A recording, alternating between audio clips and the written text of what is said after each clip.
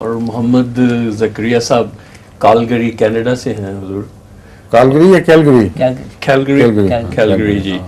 اور یہ ہمارے جو ترکی کے مربی ہیں نا ان کے بھائی ہیں محمد احمد راشد صاحب کے. اب فرمائیے.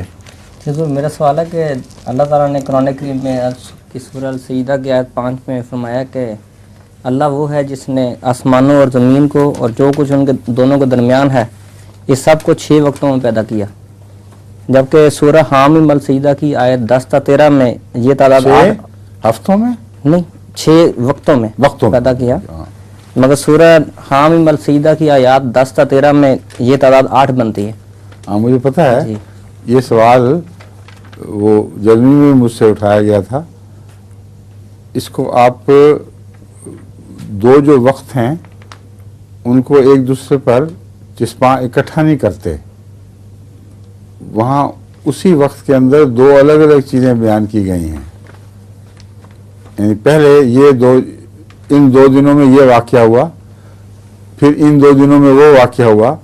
وہ اکٹھے دن ہیں، ایک ہی عرصے میں ہونے والے واقعات ہیں.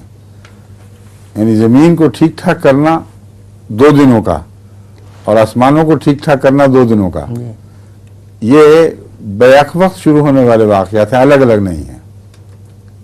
سمجھے؟ اگر یہ کریں تو پورے 6 رہ جاتے ہیں باقی.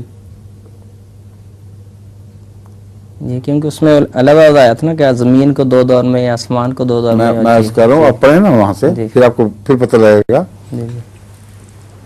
یہ جو مضمون ہے بالکل واضح ہے، اس میں کوئی بھی شک کی بات نہیں کہ وہی 2 دن ترتیب کے لحاظ سے الگ الگ بیان ہوئے ہیں کہ ان 2 دنوں میں یہاں یہ ہو رہا تھا اور وہاں وہ ہو رہا تھا.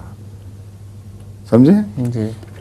اور 2 جمع 2 نہیں بلکہ 2 کے اندر بیک وقت شروع ہونے والے واقعات بیان ہوئے ہیں.